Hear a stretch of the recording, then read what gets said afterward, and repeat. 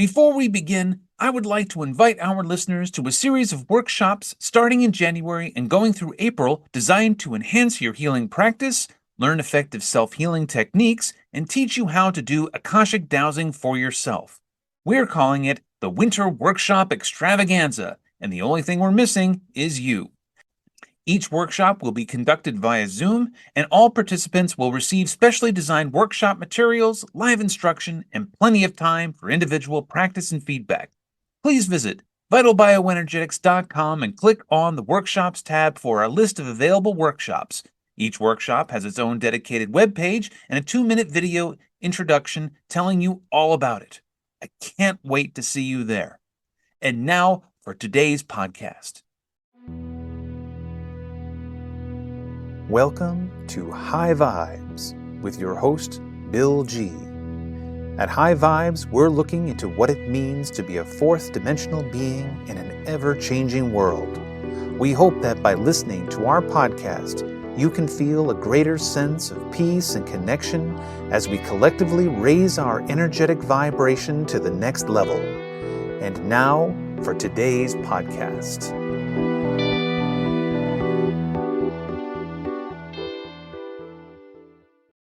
Hello and welcome to High Vibes. I'm your host, Bill G, and today I'm here with Jayme Westrom, and today is our gratitude for 2022. And before we get started with that, just a quick programming note. For January 2023, we are going to take a month off of new episodes airing for High Vibes. So the first episode for 2023 will be the first Monday in February instead of the first Monday in January. We've basically been going nonstop, new episodes every Monday for 18 months, and it was time for a little bit of a break for us to recharge, revision, and get those creative juices flowing. So just remember, if you don't get any new episodes in January, don't worry. We're not going off the air or anything like that. We're just taking a 1-month hiatus, and then we'll be right back. So back to today's show. Today's show, we're talking about things we're grateful for 2022 and things we are looking forward to in 2023. So Jayme, welcome to the show. Thanks, Bill. Nice to be here with you. So you said before the show, you said you wrote down a couple of things that you were grateful for or looking forward for 2023. So let's get started with item number 1 and let's talk about it. Okay. Yeah. So I was thinking about it, and the first thing that always comes to mind is your family, right? I'm like, that's what I'm most grateful for, like my son and my partner and my parents and my brother. But that seems kind of cliche. So I was, trying to go beyond the obvious. And something actually really amazing happened in our family this past week. And it started with a yard sale. I don't know about you, but I like occasionally going to a yard sale and poking around and looking for treasures because I feel like it's like treasure hunting. So our neighbors had a yard sale, and they were just a couple houses down, and we walked over, and they had some like nice Christmas garland, which I didn't have any yet for my house. So I got some Christmas garland. And as I was paying the lady at the house for the garland, this little boy comes out of the house, and he is trying to hawk his video games to a gentleman that's at the yard sale. And I looked at the woman and I said, do you have a son? And she said, yes. And I said, do you live here? And she said, yes, we just moved here from Louisiana. As it turns out, there's been another 12-year-old boy in our neighborhood, unbeknownst to us, since August, just a couple doors down. So we've had a very hard time finding friends for my son because we, like you guys, did 3 years of homeschooling. We lived in a neighborhood with, basically retired people down here in Florida, no children except for him in 300 units. And then we finally moved to a neighborhood, into a house, and we were really excited that there might be kids in the neighborhood, and then we hadn't found any yet. So my son's name is Carver, and the boy across the street, his name is Chance, and they got to meet last Friday. for the first time, and they just hit it off really, really well. Spent a couple hours, at his house, at our house, and his parents are lovely. So we were actually walking home after, having walked Chance home after them having some time to play together. And my son said to me, I really only thought this type of thing happened in cartoons, like in Charlie Brown. I didn't know like kids could really like be friends with kids in a neighborhood and run around and play with them. And I never thought this was going to happen to me. I mean, so sad, but so wonderful at the same time now that they've found each other. And Chance, coming from Louisiana, was worried he wasn't going to have any friends here. And so, yeah, so I'm super, super grateful for that. Oh, my son is 14 and we homeschool him. He's basically been homeschooled since kindergarten, so he's never even stepped foot into a public school in his entire life. And even though our neighborhood has a lot of kids, all these kids all go to the same school together, so they all kind of hang out at the school together, and they are in sports together and whatever. And my son's not really into sports, so basically my son never leaves the house. And so he has a couple of friends who are local who come over to the house, and we have play dates and that kind of sort of thing. But we have nobody in the neighborhood that he hangs out with. So I think that's so wonderful that you are able to do that. Now, it's not to say that my son doesn't have friends, and this is something I am grateful for. My son's online friends, because my son's online friends give him an incredible tapestry of cultures around the world. And it's not like they're online and they're talking about the differences between Bulgaria and the United States. It's just that they understand that these are just kids. They're just boys who love to play video games together. So he's got friends in Bulgaria, he's got friends in Bosnia Herzegovina, he's got friends in Canada, and also he's got some friends from all around the United States. And so that's something I'm really grateful for. And when you were talking about treasure hunting, here's something else I'm really, really grateful for, because just the other day I was working at the American Society of Dowsers headquarters. And I'm doing the year-end inventory count for their online bookstore, which you should check out, by the way, at dowsers.org. It's pretty cool.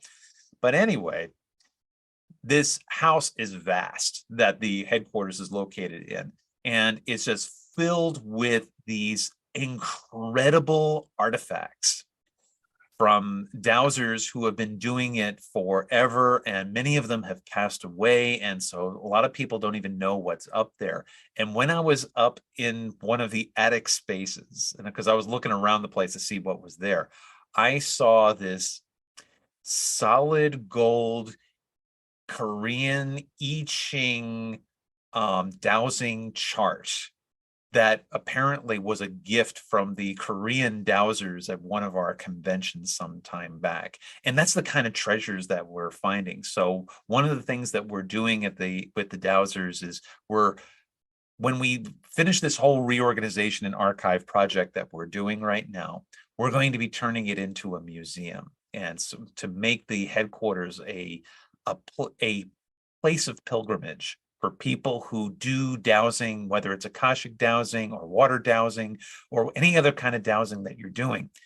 And so we're so stoked to be part of that rebirth of the treasures that have been basically laying forgotten for decades, due to just neglect or just people just forgetting that they're there, and just waiting for someone to come in there and look at it and find it and say, wow, this is like really, really cool stuff that people spent years and years researching, but then the researcher passed away, and then they give all that stuff over to the dowsers, and the person receiving it wasn't quite sure what to do with it, so it just ended up in a room someplace.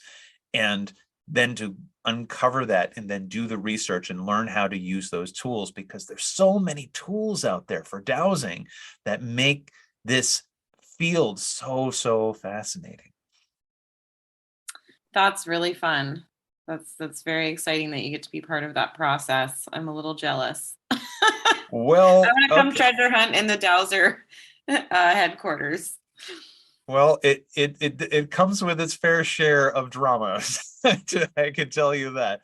But yeah, it's something that we're going to be working. This is not a 6-month project or even a 2-year project. This is going to take at least 2-3 years in order to sort out everything that's there to really get an idea. And we're going to make the entire archive searchable online. That's our eventual goal, to make the entire archive available, searchable online. So that way, anyone who wants to do research on some obscure form of dowsing that somebody developed or published a paper or a book on years and years ago, you'll be able to find it on the dowsers.org website.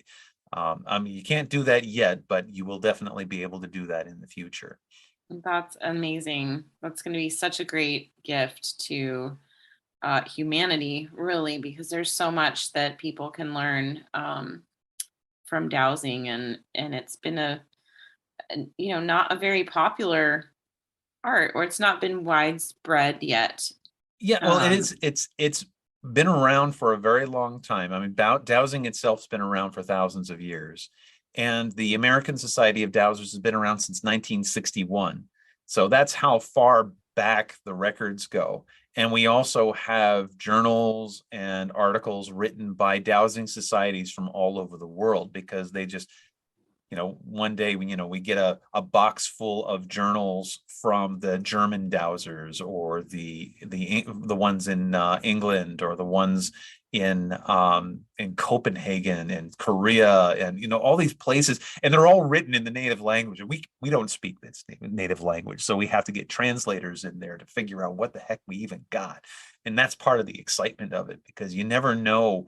When I've done my own dowsing research, I've found, and that's the exciting part about it, is you find how so much of what you just get from the Akashic records, or you get downloaded to you as you're doing your work, how much it is in line with downloads and dowsings and that people have done in the past. And I think that is incredible validation of the work that we do and the accuracy of what it does.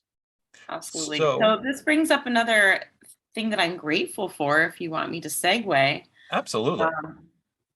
So I've been collaborating with a lot of, several of my colleagues lately, you included, and I've been really grateful for those partnerships and friendships, and from being able to learn from one another. So, we've been doing the podcast and the Vital Bioenergetics, and we've done 2 shows now together. Yeah. And then I reconnected with Shelley Darling, who is a fantastic dowser. She's written a book. She should be on the podcast actually at some point in the new year.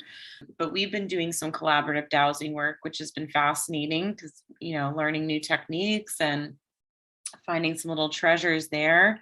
And then today, it was Shelley that connected me with this woman. This is all coming full circle. So I went to the Dowser conference with you. I ran into Shelley there, and then we reconnected. And then Shelley just introduced me to a doctor that she was following. She was going to visit this woman in Oregon, and they developed a friendship. And then the woman decides she's moving to Sarasota. So this Dr. Caroline Peterson, who's a fantastic healer in her own right, I got to meet her today, and we're doing some collaboration stuff together. I want to just talk about this for a minute, because it was so unusual. Many of us in the natural health world, we don't go see traditional practitioners. We go to acupuncturists and chiropractors and nutritionists, energy healers, Reiki practitioners, whatever, you name it, Akashic dowsers. So, but this particular doctor is a doctor that is open to or very entrenched in the energy medicine field.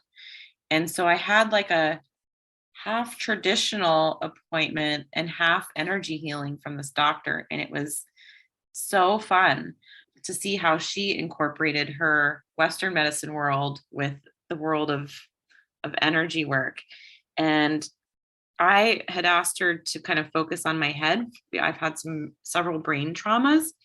She started working on my head, and typically there's a sensation I get when my guides come in and start to work with me. And the guides I have are Native American chiefs, and it's a very like earthy feeling, and my hands kind of feel like big Indian man hands, and there's certain sensations that I get, but I was not getting any of that. But I could tell there was this other energy coming in and working, and she really hadn't verbalized to me that she did energy work. She just said she was going to do some cranial sacral work on my head. But all of a sudden I see like these angels coming in, and the lights are like purple and golden, and I could almost see like a cord directly to the Godhead. And so partway through the session, I finally start talking to her again, because I was just kind of enjoying what was going on in my mind. And I said, I really feel like I'm seeing your guides and that they are angelic. And I feel like there's a connection to like, the heavenly realms. And she said, oh yeah, well, I work with Archangel Michael and Gabriel and Uriel and Raphael, and that's who's here. So it was just fun to be working with somebody on that kind of level, and then for her to validate what I was seeing and experiencing. And I've just been feeling, you can probably hear it in my chattiness. I've just been really buzzy since this morning, since I had this session with her. So, Well, one thing I'm very grateful for this past year have been the incredible guests that I've had on High Vibes. If you're listening for the first time, and I hope you're not listening for the first time. I hope you're listening to this as kind of your year-end sum up, because you've been enjoying the previous episodes of the show. Especially starting in about June all the way up through December, I've met some incredible healers who have been happy to have on the show. I mean, of course, you're incredible as well, but because you've been on the show several times, so you're included in this as well. But I've had some incredible experiences with these healer people, who some of them were relatively new to the business. Some of them have been doing this work for decades, and they brought such a breadth of knowledge and wisdom to share with the audience. And I mean, it's starting to show in the numbers as well, because we just celebrated our 1000th download. This episode's going to be episode number 80. So we have 80 episodes. So if you haven't had a chance to binge the episodes, please do. If you're going on any long drives for the holidays, or or you just get snowed in, us in Vermont, we're always used to getting snowed in. So if you're getting snowed in, you just need something to listen to, just throw it on your favorite podcast and just listen in on the incredible people that we've had on the show. And we're looking forward to so many more incredible people that we're going to be bringing onto the show in 2023. I'm not going to tell you who's coming on yet. You'll have to wait for those to actually happen. But I'm really stoked about the guests that we're going to be having. You're talking about storms up in Vermont. We just had a huge storm here. We had a Hurricane Ian come through. And I think a lot of us that have been in Florida for a while, the weather seems to always hype up these storms, and then nothing really happens.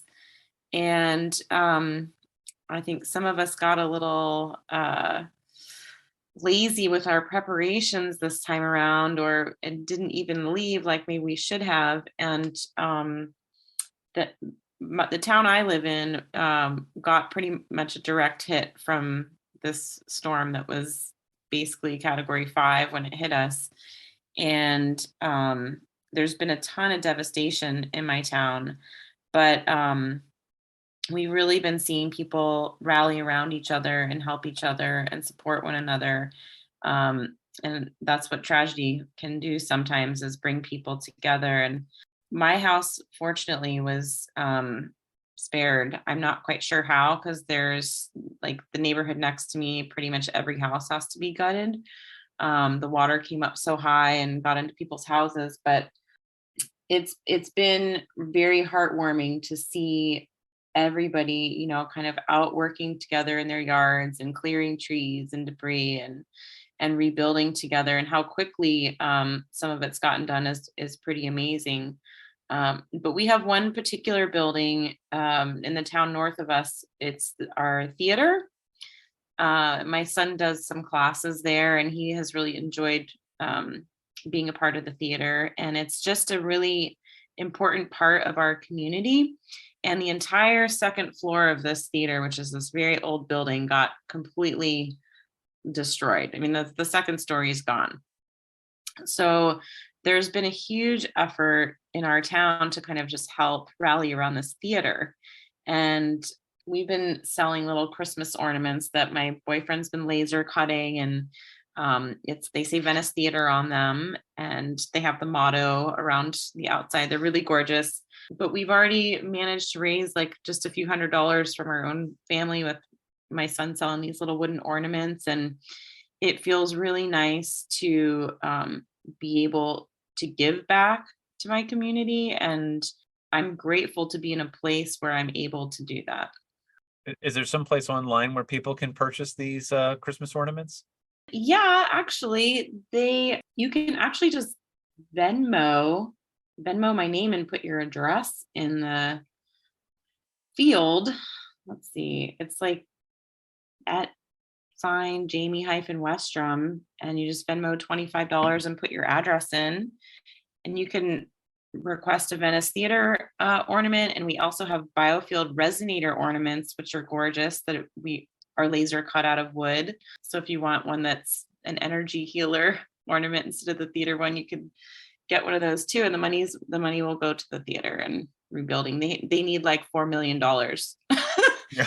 So what I'm doing is just a little drop in the bucket, but I figure if enough people help, then they're going to reach their goals. And Yeah, I noticed that kind of outpouring happening when I was living in New Jersey at the time that Superstorm Sandy hit, and the devastation with that was incredible, because that made a direct hit at New York City. And so to see everybody, people assume that when disaster strikes, that's when the people circle the wagons and they start guarding their homes with the shotguns and whatever. It's going to be, Armageddon. And that's just not been my experience with humans. My experience with humanity is that when disaster hits and there is true need and true scarcity, that's when the best of us, the best of humanity shows itself.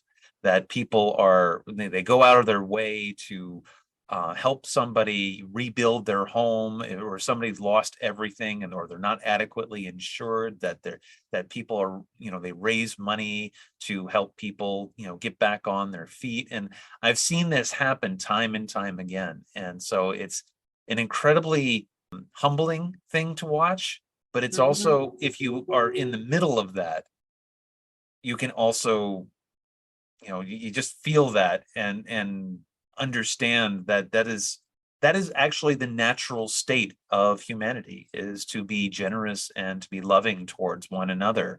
And unfortunately, it does sometimes takes a disaster to bring that out in people, to get them out of their rut or get out of their selfishness, where they see that, wait a second, I'm part of a village, I'm part of a community. It's time for me to step up. What are some of the things that you're looking forward to for next year? oh man, I should probably have a goal list set already, right? You know what? I did buy a calendar for myself at the bookstore the other day, and it's a paper calendar, which I haven't used one of those in a little while, but The digital one is just not doing it for me. The whatever's in my phone, I don't like interacting with that thing. But so I found a paper calendar and it's beautiful. But I specifically picked it now that we're talking about this, about gratitude, because it has like a little column on each week that where you list the things that you're grateful for.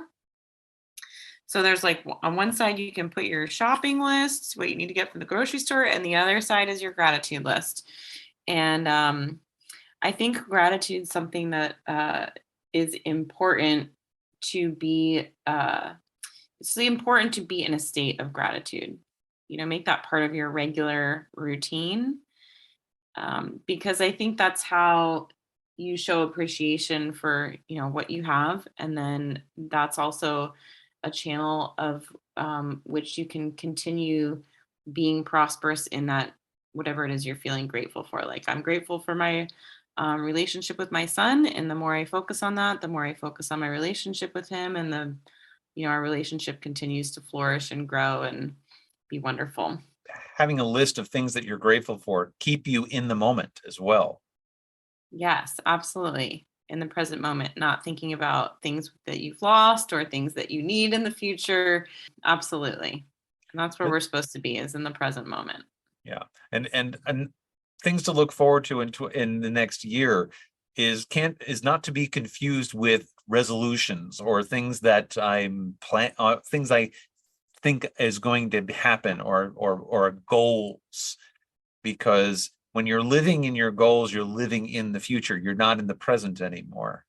And True. so the goal here is to be present, take each day one day at a time.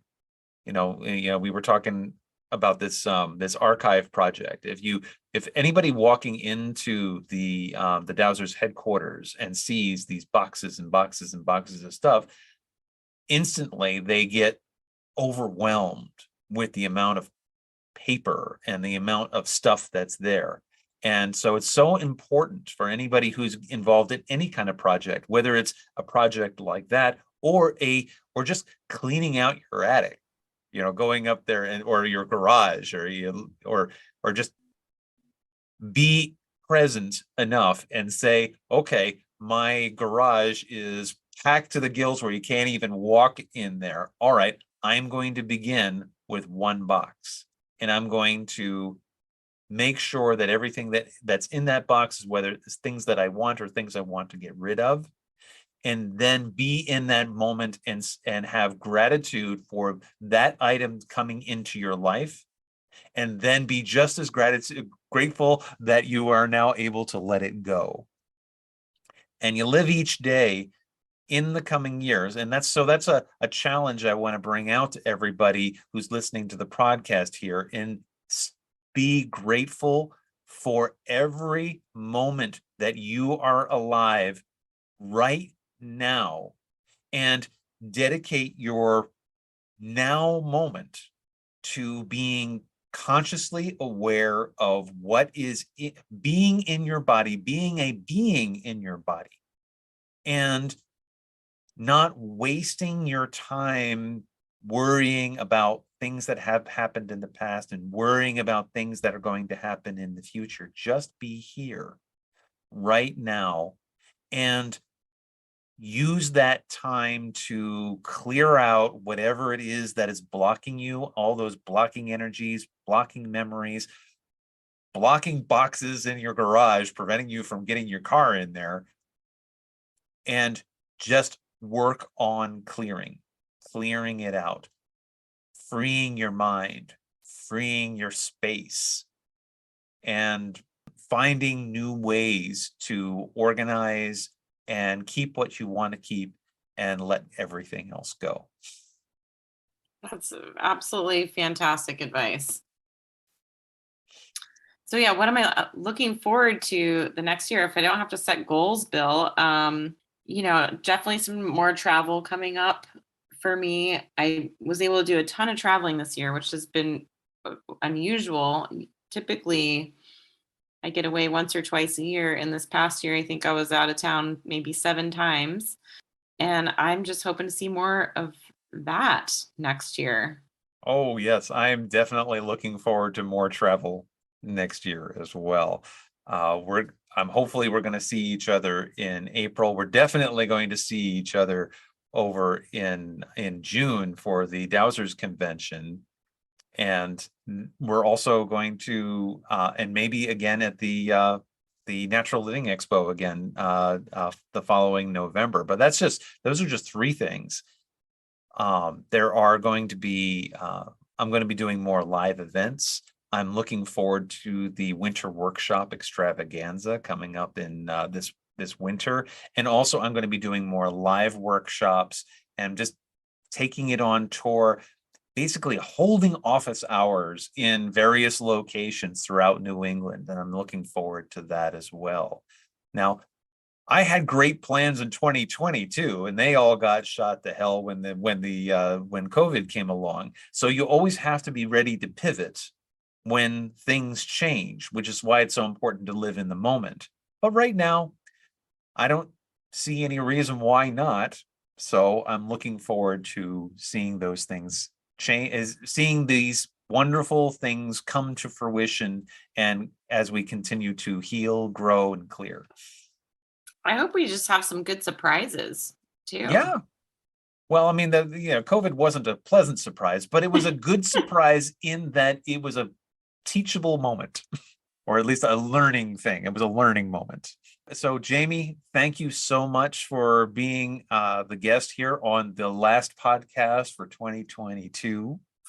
Yes, I'm excited I was here for the last one. So happy holidays to everyone and a happy new year. And I'll look forward to being back with you in the end of January, beginning of February, Bill.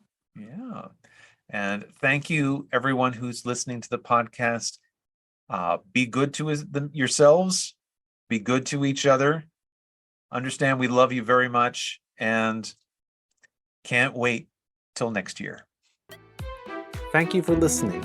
For more information about Bill and Nina G, please go to www.vitalbioenergetics.com. See you next time.